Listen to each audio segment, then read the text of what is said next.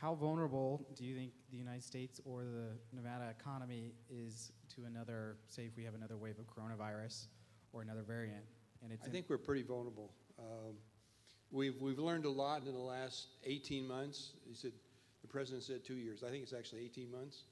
I remember my last public meeting of any size was in this room, and before, just maybe March or February, the UNLV had an event here.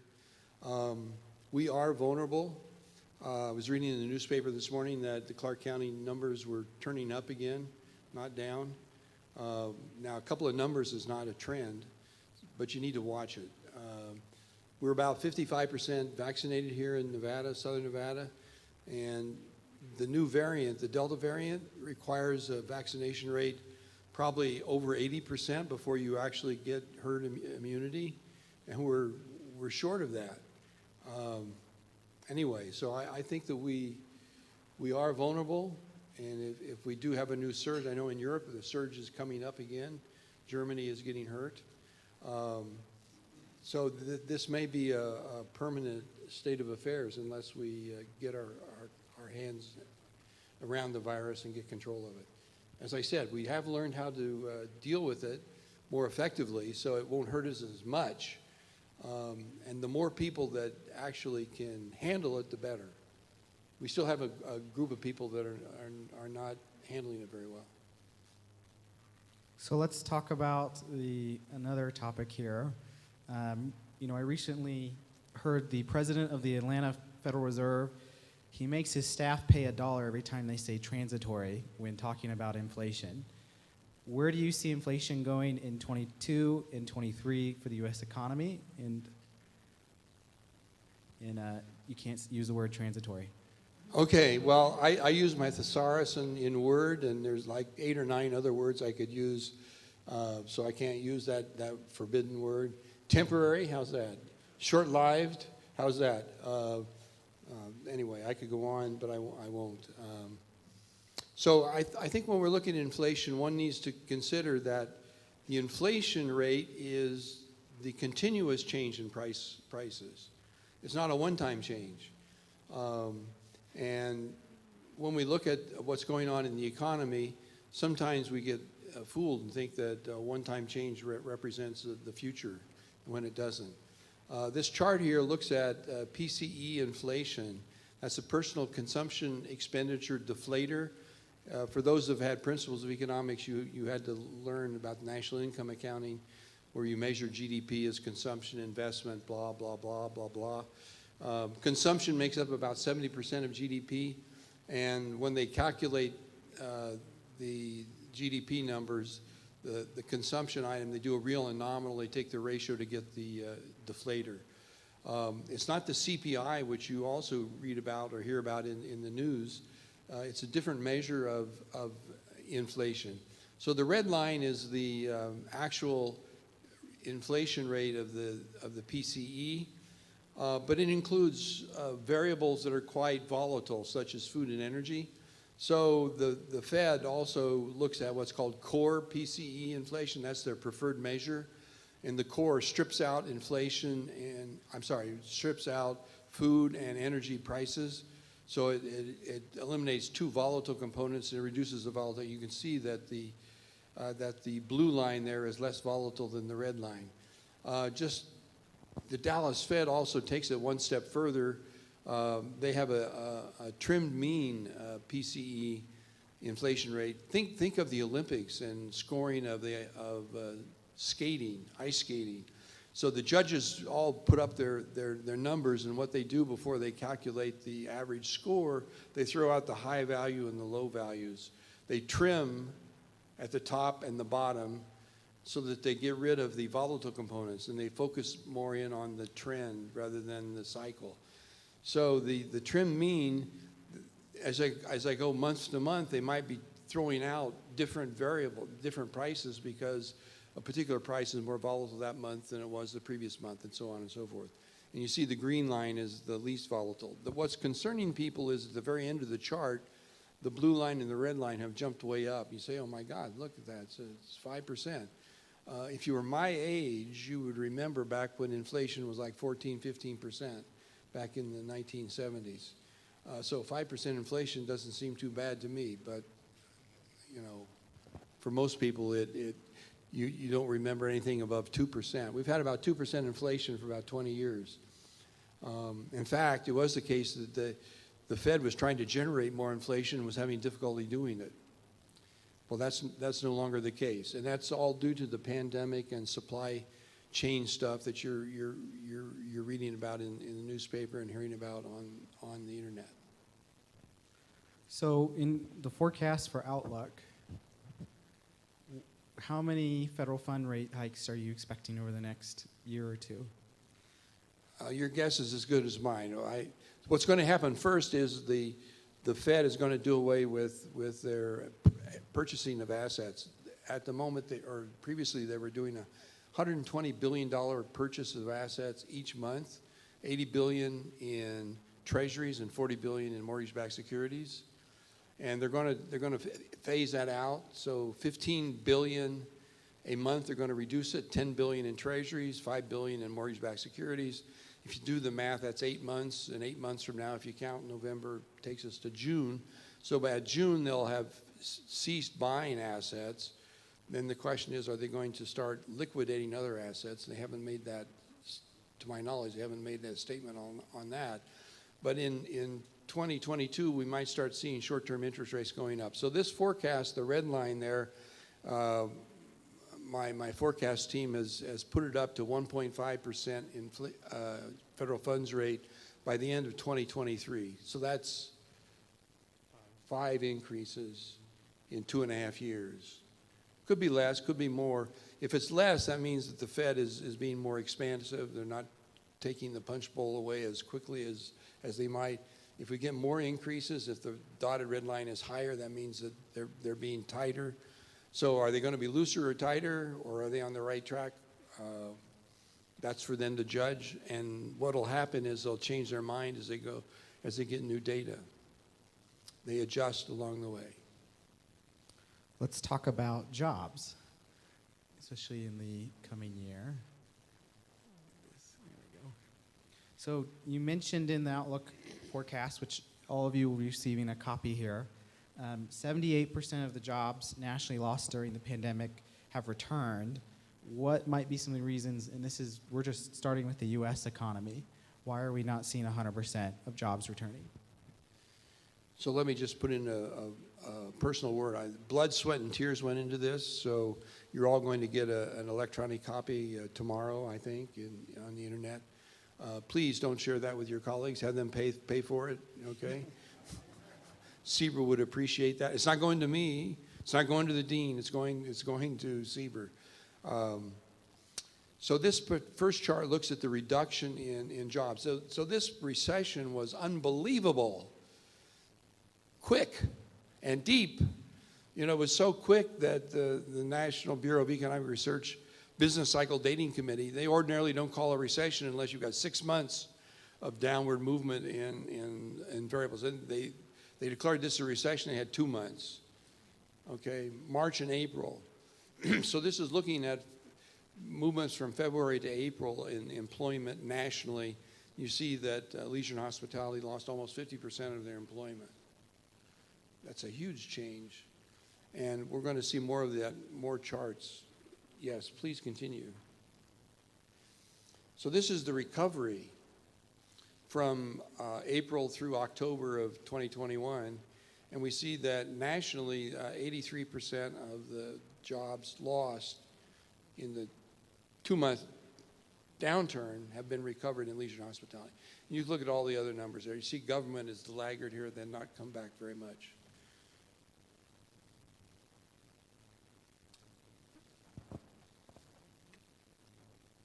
So let's talk about Southern Nevada. This is our forecast for Southern Nevada over the next 2 years. You want to explain a little bit about this, Steve? This is part 1. Okay, look at the title at the end of the right side, and it's part 1. There's going to be a part 2 that comes up. So I divided the forecast into two areas. So this particular area represents those variables that tend to be very sensitive to the business cycle, or to, in this case, the pandemic cycle. So you see that in 2020, the red bar represents the movements in the variables, and So employment, visitor volume, gross gaming revenue, and the occupancy rate took a tumble, deep dive, and the unemployment rate went up, not surprisingly. But then in 2021, we're seeing a huge recovery. And to emphasize again this idea of percentages on base, look at visitor volume. It fell by 55% and it came back by 66%. But you're still not back 100% because the 66% is on a very small base. Visitor volume fell, it didn't break through zero, but it came close. Okay. I remember when we got negative interest rates, I said, can we have a negative interest rate? Okay.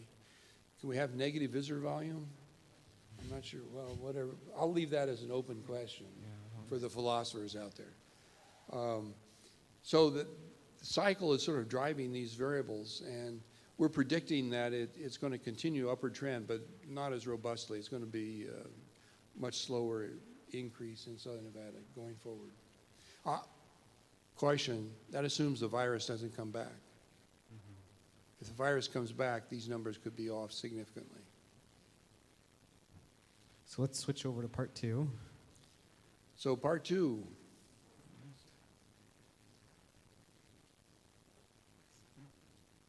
There we go.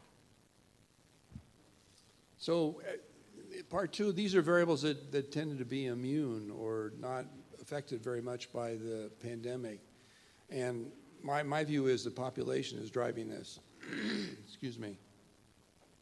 So the Case-Shiller home price index, the permits, single and multifamily, and personal income, they're all moving upwards except for the one downward movement in 2019 of the permits. So you get trend movements and cycle movements. This is on the trend side. Once again, the forecast going forward is still positive movements, but at a slower rate.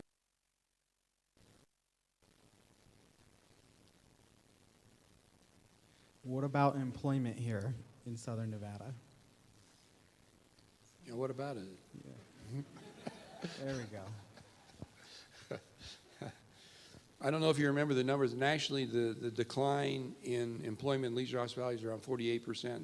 Southern Nevada is 52%.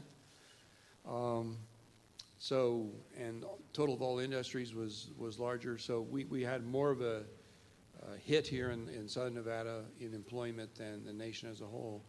But that's not a surprise to us. And this is the comparison now with the national. So the national total industries fell by about 15%, and we fell by about 26, 27% in Southern Nevada. Anything else there of interest? So I guess where did we fall less? Well, construction was one area, and that was because construction was deemed to be an essential industry, so the construction continued to go on. Okay.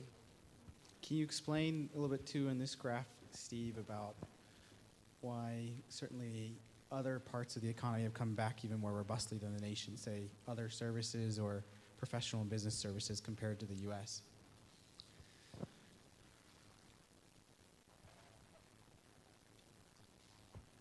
Well, that's a good question.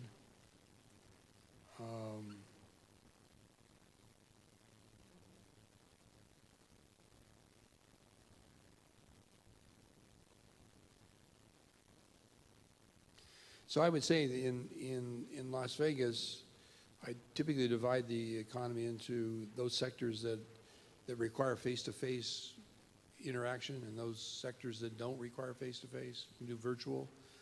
And the virtual sectors came back more quickly than face-to-face. But that doesn't necessarily explain why professional business services came back more quickly in Southern Nevada than it did nationally. I suppose one possible explanation, and I'm pulling back from my memory, I recall that except for leisure and hospitality, the services sector in Southern Nevada tends to be smaller share of total employment than it is at national level, so it's not huge, but business services are not quite at the national average in terms of percent employment, so that would contribute a bit. That would require maybe a deeper dive by our economic analyst. Well, I hear they're here, so they can probably start. Well, virtually they're here, yeah, for sure. yeah.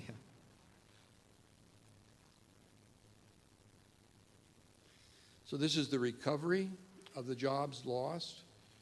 As you can see, the leisure and hospitality is lagging behind with manufacturing. But trade, transportation, utilities is recovered 131%. It's back above the previous peak. Why is that? That's also a good question, but it's certainly not because of transportation. So it's got to be in the internet trade. Mm-hmm. We've had all of the distribution centers, and so they must be growing gangbusters. Mm-hmm. With these shortages, you think some? Yeah, and that gets us into the discussion of how labor is shifting from leisure and hospitality into trade sector. Mm-hmm.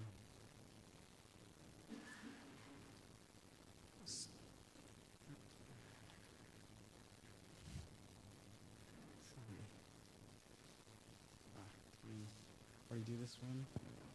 So this is a comparison of the U.S. and Southern Nevada recovery. Kind of the same thing we just saw. Yeah.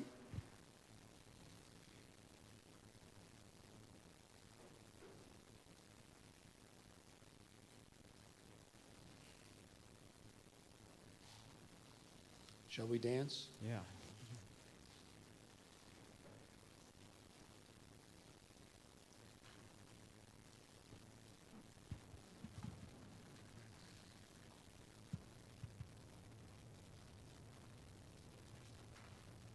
Thank you, Megan.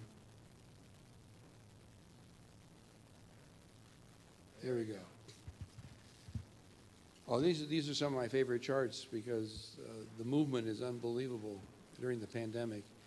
So this is gross gaming revenue and taxable sales. But if you looked at visitor volume, if you looked at occupancy rates, sort of most of the variables that we look at in Southern Nevada and that characterize our unique economy.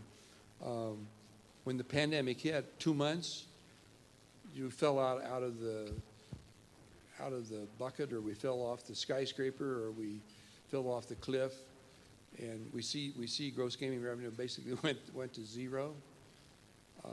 Occupancy rates went almost to zero, and then surprise, I think, for most analysts, there may be one analyst here in the room who knew this was going to happen. The recovery was almost as swift. So March and April, we fell off the skyscraper, and then May and June, we recovered, but only about 50%. So the variables that we track, some were up more, some less, but on average, about 50% of the downturn we recovered in 2 months. And then we went into the summer doldrums, and we sort of went sideways and lasted through fall into early winter. And then the year changed in early 2021, I think February, March, depending on which variable we looked at. Boom, we took off again. Mm-hmm. So we're down, up, stop, up. And now we're continuing to go up until the last 2 months. So as a word of caution, I said the virus may be a problem. As a word of caution, these variables are coming down in the last 2 months. Now, I'm not a stock market guy. If I were a stock market guy, I don't think I'd be a technical person.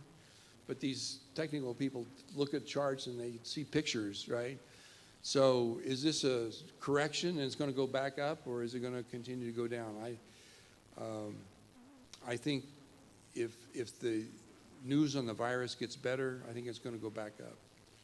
And our forecast assumed that we're going to have positive movement. We're looking at positive movement in these variables into 22 and 23, but that assumes that the virus doesn't catch us off guard again.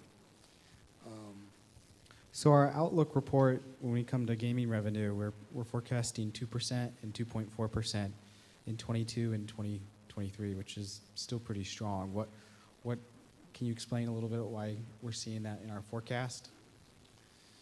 Same with, I mean, even with taxable sales, we're seeing that, you know, they're, as you can see on the chart, much higher than they were before, but still. Well, the robust. forecast was done some time ago in preparation for this conference. And so the new data had not come in yet.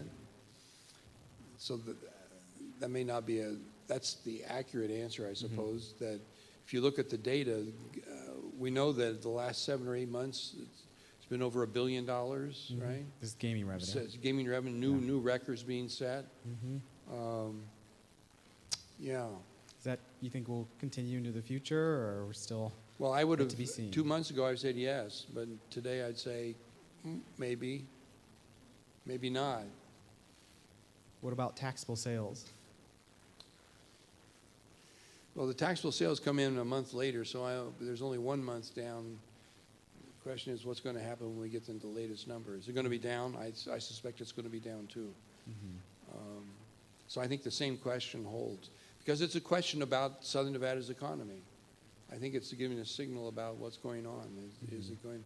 Are we going to continue to make positive movements, or are we scheduled for a downturn? And just going off the Secretary's remarks, this investment on the infrastructure bill that they passed on Friday, that also, as part of our models, creates some uncertainty. Isn't that correct? Yeah, it's at the time that we were doing this, we didn't, these bills were in process. They hadn't been passed. So on the bills, one needs to keep in mind that on the bill that was passed, it's a 5-year program. So it's not all the money right now. It's over 5 years. And the bill that's now being, the next bill is 10 years. So if it's $1.75 trillion, 10 years, it's $175 billion per year.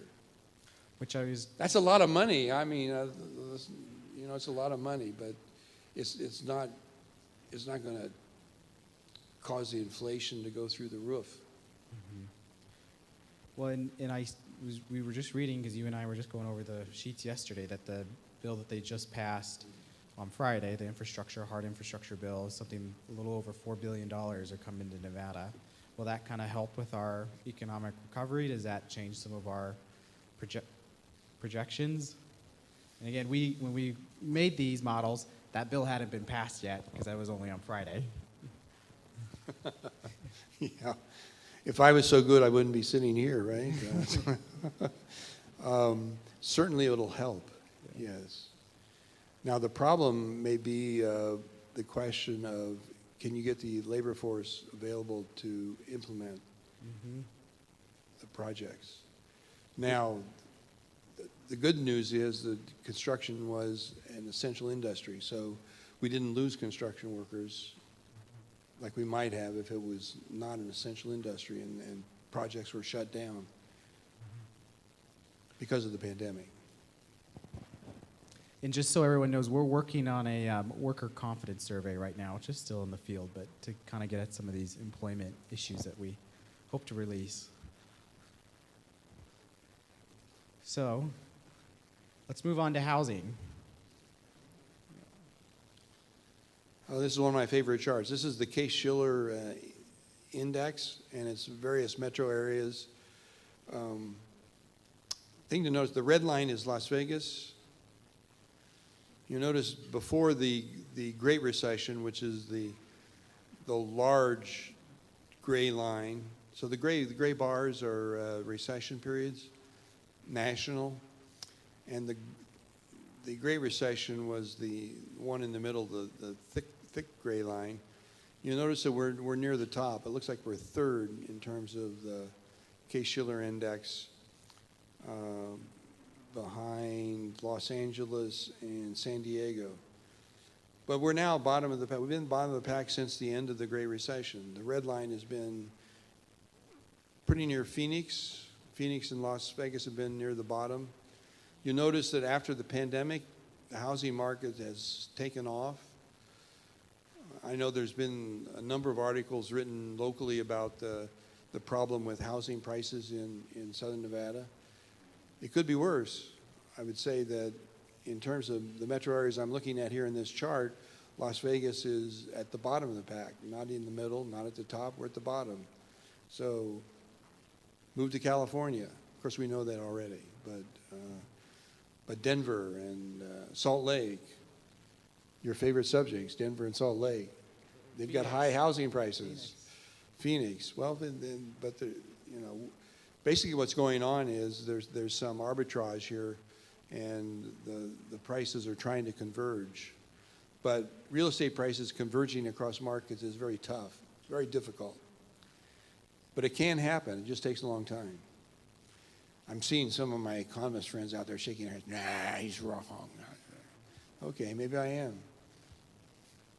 Do you think too, just for how hard we were hit in 2008, which kind of made us move to the bottom of the pack, that's also been our strength coming out of the pandemic, that we're still reasonably affordable compared to some of the other markets? Go to the next chart.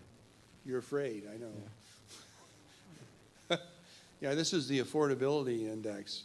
So this is the basic idea here. If you're the median income household in a metro area, what percentage of the houses on the market can you buy?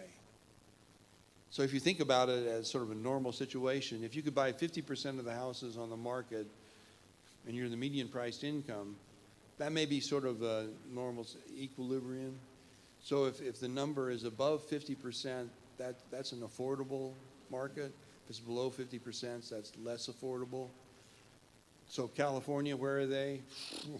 Way at the bottom. So the dotted blue line there, what is that, LA? Yes. Yeah, it's LA, Long Beach, and Glendale. Their affordability index is extremely low. We knew that. The others are, that's Mountain West, and I threw in Reno, the dotted red line. Las Vegas is the red line. We were pretty close with Reno until about 2013 or 14, when the Tesla plant appeared up in Reno. Their housing market took off. They're less affordable. Their rents are higher. Their prices are higher. They're suffering more in the housing market than Las Vegas. We're about at the national average, which is the black line. So our I'd say affordable still. But don't tell that to people on the street. They said, you must be crazy. Not affordable.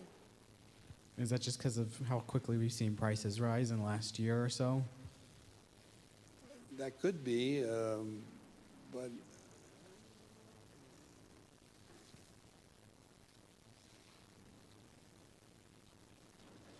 I would say that the press has a role here, because when the new numbers come out, then they want to exaggerate. Well, I shouldn't say exaggerate. They report the numbers that make the most of the story, make the story the most interesting. That's what I should do, right? Make the story interesting and make some outrageous statements. But this chart here just shows still that we're pretty competitive, relative speaking, to our neighbors in terms of affordability and living.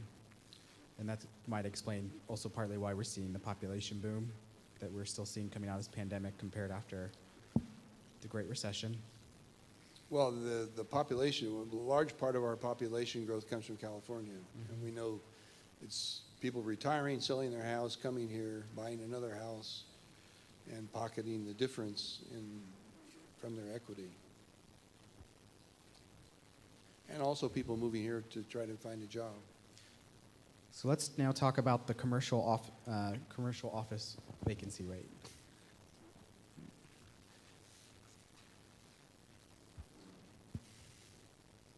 And the thing to see here is the office market, not surprisingly, given the Zoom and WebEx and internet connections, that, do you need your office anymore?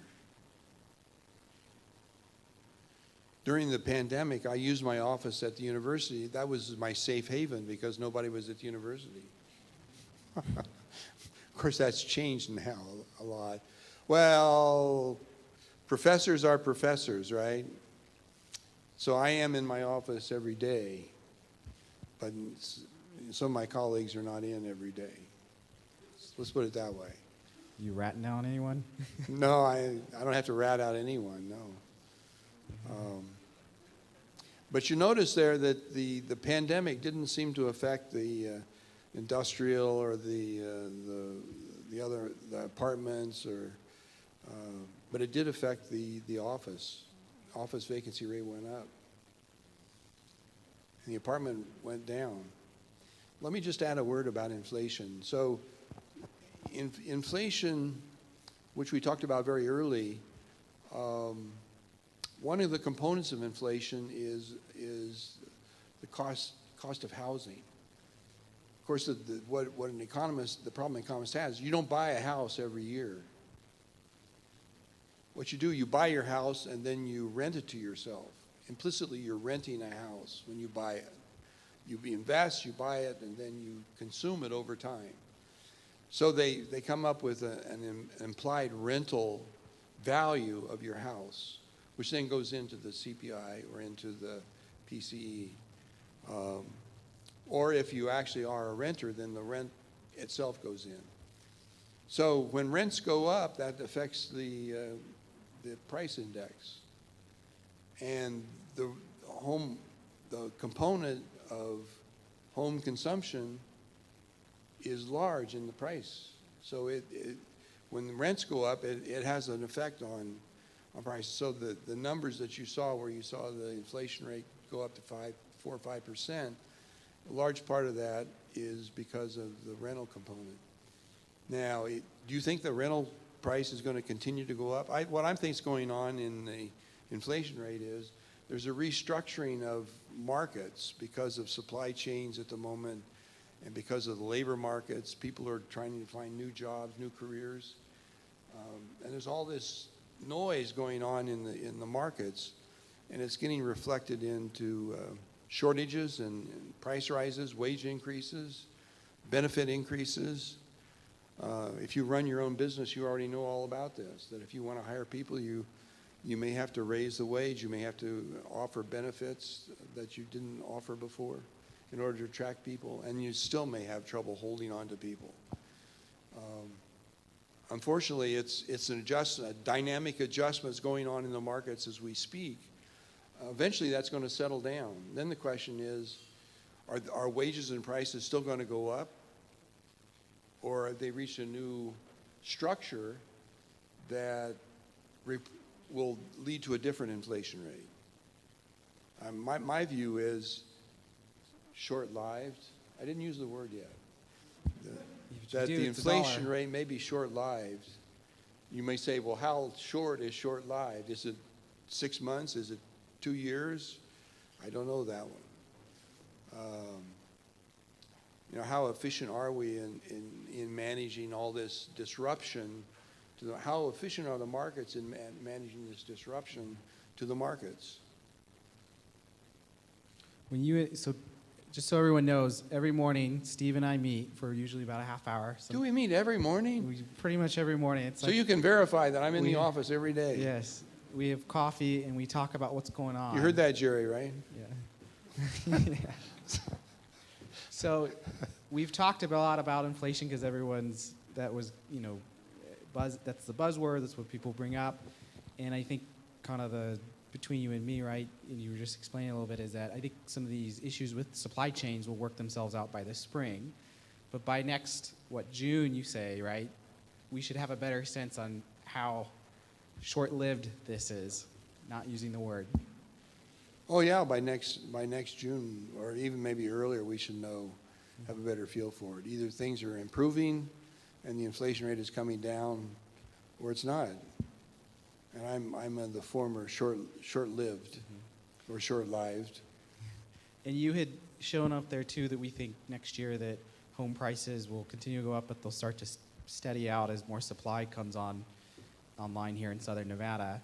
But you've mentioned about too how home prices can also, because you fix in someone's price for 30 years on a 30-year mortgage, they have more impact on inflation than, say, what we're seeing now in terms of energy prices or food prices or some of these short-term.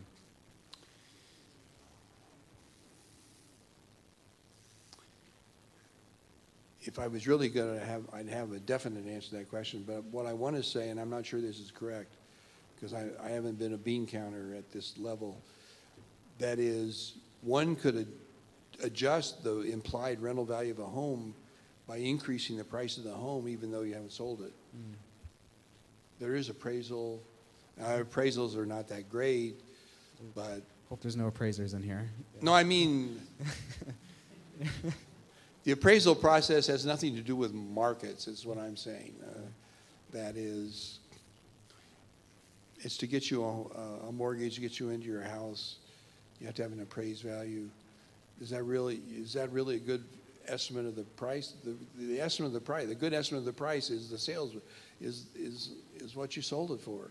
Not. Mm-hmm. I know in Nevada it's supposed to be, was it 70%? And I know the bean counters probably do their best to achieve that. But anyway, it's an estimate. Estimates can be good and they can be horrible. Well, let's move on. Let's talk about our businesses in Southern Nevada. So quarterly, CBER conducts what's called the Business Confidence Interval. And this is our latest results, which ended at the end of September, and we're now releasing those results today. Steve, you want to explain a little bit about this? So this is an index. We ask local businesses, I hope some of you have taken this survey, what do you expect in the next quarter to happen with hiring and sales and profit and capital spending and the local economy? So I'll do that again. So sales, profit, capital spending, I lost one, okay, and the local economy. So 5 questions. And you either say no change, up a little bit, up a lot, down a little bit, down a lot. And then we index it, if you said, so we take 100 and then we look at those people that said up a little, up a lot, subtract off those people that said down a little, down a lot. Say there were 30 people that said up and 15 people that said down, then I'd take the difference, I get 15. The index would be 115, positive. So you see 100 there is the black line, that's the no change. And any number above 100 is the combination of all these 5 indices together that's more than 100, which it is right now. What you should notice is during the pandemic, the far right gray bar is the pandemic recession. And it's wider than before because this is quarterly data rather than monthly. So, and the 2 months are April and May. March and April. March is in the first quarter and April's in the second quarter. So we did first and second quarter. It fell off the roof. It was well above 100 and it fell below 100. Then it recovered, and then it had the summer, so it fell, then it rose, then it had the summer doldrums. Then it recovered in 2021. And then this last quarter, this is the most recent number, it's down again. People turn pessimistic. I wonder why they turn pessimistic. Things turned. The pandemic, the virus surged. Now we're on the other side of that, we hope. But it did surge, and that caused the pessimism to raise its head, although it's still positive, but it's less positive than it was. And just to note, that spike there that we saw, that's from the second quarter of this year, and that was a record going back to 2008 when we first started doing this at CBER in terms of business confidence. But then now you can see it's been thrown a little bit of cold water. So we think probably the Delta variant or hiring in terms of retention of workers. It's all the variables went down, so some more than others. Well, let's get into some of the answers that businesses said. So one of the questions we asked, what is the most important challenge that you face in your business today? Steve, you want to explain a little bit what the results were? Well, it may be a bit surprising. Well, maybe not the first. Is the pandemic important? Yes, it is, but it's number 3. Yeah. Number 1 is finding the right employee or keeping that person around, have the right skills, whatever it is. Finding qualified employees, that was the number one issue. Then it was economic uncertainty. I don't know, is that really economic uncertainty or is it pandemic uncertainty, the coronavirus uncertainty? But that was number 3.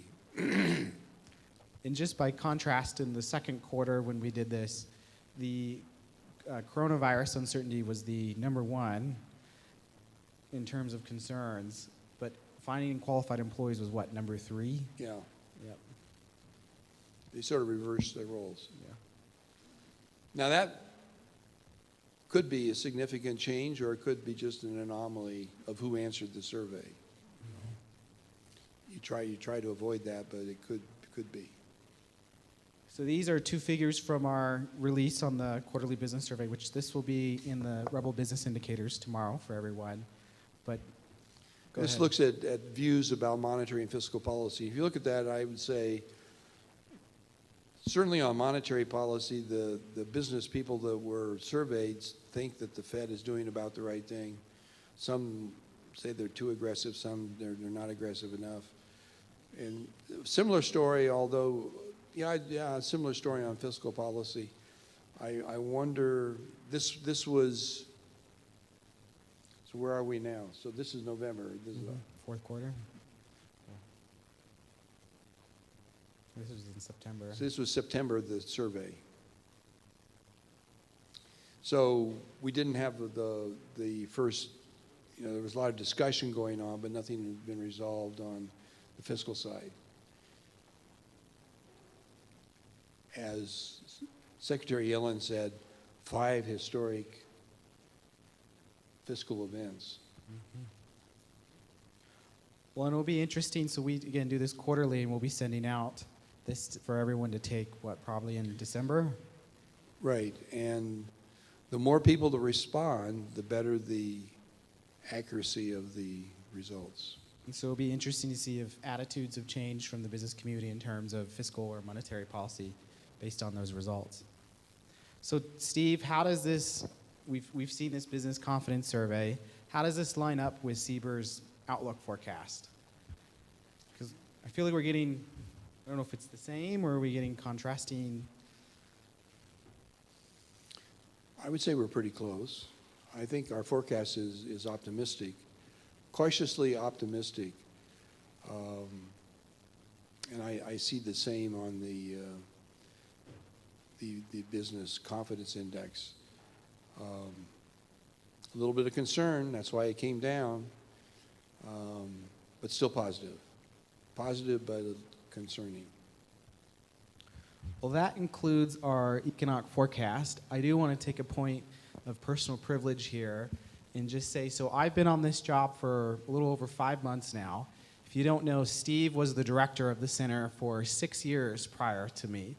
And you have to really hand it to someone who says a lot about their character, that they're not only willing to help select their successor, but then come work for them and advise them and help them navigate building up the center and getting us out of this as we move out of this pandemic. So I just have to say it's been a pleasure and just wonderful working with you, Steve. Every day I really enjoy our getting together and talking economics and bringing on Jinju and Giorgio as well and working with your team. Thank you so much for being such a mentor and advisor to me. Thanks, and wait till you see what I've got in store for you. Uh-oh. Well, let's give Steve a round of applause.